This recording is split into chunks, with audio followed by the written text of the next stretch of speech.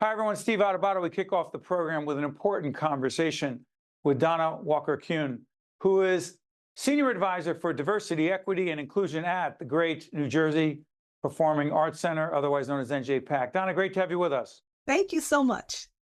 Well, listen, we've talked to John Schreiber and others at NJPAC and many of your folks and colleagues on the arts side. You're on a different side of the house, dealing with different issues. Describe the work of diversity, equity, and inclusion at NJPAC, please. Yes.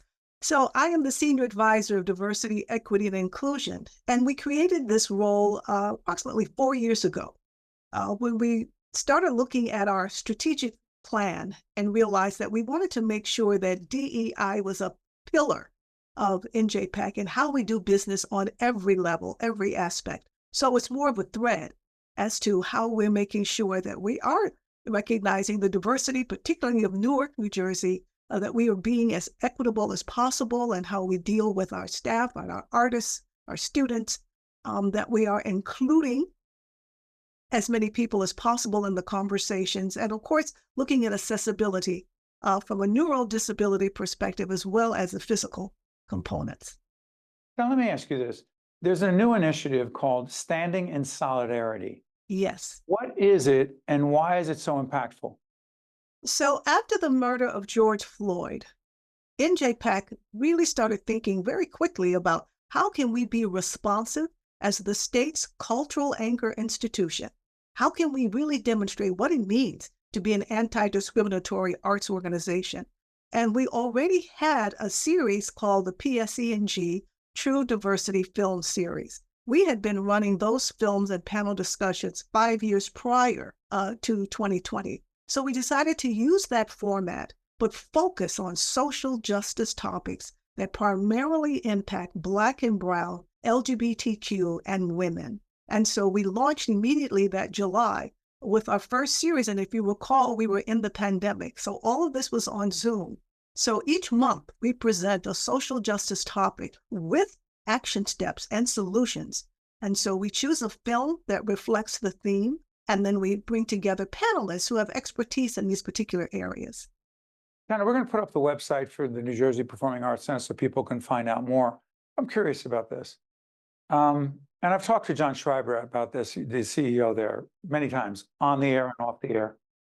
So I often wonder, and this is in connection with this initiative, the Black-Jewish Dinner Dialogue. First of all, what is that? And then I'll ask my question. What is the Black-Jewish Dinner Dialogue? That is a monthly series of dialogues between Jewish leadership, primarily rabbis and heads of civic organizations, as well as Black, faith-based, and civic leaders and educators.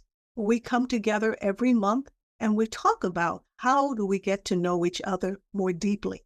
What are the issues that each of us faces? And how can we unite? How can we look at solidarity? And what would that mean in 2024?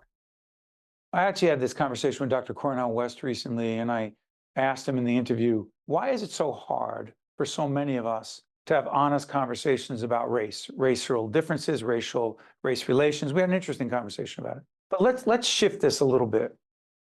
As hard as it is, what role do you believe NJPAC potentially plays in creating possible dialogue between those in the Jewish community, those who are strong advocates of Israel, particularly given the horrific events of October 7th, and those who are sensitive to the experience of those in Gaza, Palestinians, who are clearly suffering? Is there here's the question. Is there a possibility to actually have a real dialogue that's respectful and meaningful, acknowledging some differences and similarities, but at least talk to each other, not past each other? Is there a question there at all, Donna? Oh, I can answer that on 2 levels. Sure. Personally, I do believe there's an opportunity for dialogue. It's difficult, but I do believe that personally. As an institution, we have chosen not to make a public statement on either side of the Middle East conflict. But what we do believe is in peace. And we do believe that we want to support any effort that is advocating people looking at the humanity that we all have and the dignity of life that we all share. So that's our position. But we Regarding, can talk. You're saying it's not about I'm not talking about taking a position. right? Because we're trying to do meaningful programming in this area and it's Yeah. challenging. Is it realistic that NJPAC and other organizations like ours and others can have leaders in the Jewish community and leaders in the Palestinian/Muslim community together to have a conversation? Or is it, let's stay away from that? That's an interesting question. I think that's something we would be discussing more internally, but immediately I would say, yes, I believe that we can. I think it will be challenging and difficult. But with these monthly dialogues that we've been having, it's laid the foundation of how to really support and respect, regardless of perhaps political beliefs. And that we believe is important as an anchor institution.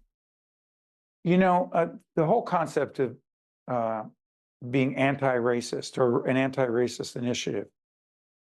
NJPAC's involved, other folks that we are connected to have anti-racist initiative.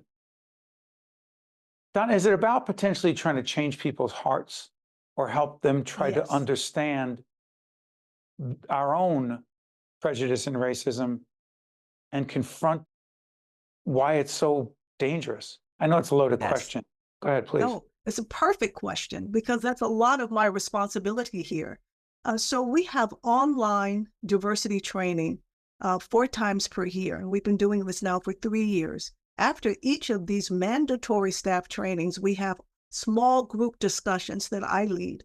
And in these discussions, we unpack what does it mean to have bias? What does it mean to have microaggressions? What does it feel like? And how can we be conscious of that? So we're very active on that lane. And then we have a book club where we read books that also inform us about shared identities, regardless of what we look like culturally or racially. And that has been a wonderful opportunity for us to deepen our knowledge of each other. Our focus here is really building a culture of inclusion. In order to do that, we have to unpack what are the barriers. And fortunately, because John Schreiber is leading the way, and that's imperative that the CEO has solid footprints in this area, we're able to create this culture, I think, in a very robust and authentic way. Yeah. Well said, Donna. We need more of the Thank work you. you're doing every day. Can't thank you enough for joining us. We appreciate it. Thank you so much. You got to stay with us. We'll be right back. I'm Tim Sullivan, CEO of the New Jersey Economic Development Authority. Since joining the NJEDA, I've been struck by the incredible assets and resources that New Jersey has to offer. The NJEDA is working every day to grow New Jersey's economy in a way that maximizes the values of those assets to benefit every single New Jersey resident. This includes more support for small businesses and a focus on reclaiming New Jersey's position as a leader in the innovation economy. Visit njeda.com to learn more about how NJEDA is building a stronger and fairer New Jersey economy. Also brought to you by PSEG Foundation, Newark Board of Education, Horizon Blue Cross Blue Shield of New Jersey, here when you need us most. RWJ Barnabas Health, let's be healthy together. The Port Authority of New York and New Jersey, moving the region through air, land, rail, and sea. The Turrell Fund, a foundation serving children. The New Jersey Economic Development Authority. The Fidelco Group. And by Community Food Bank of New Jersey.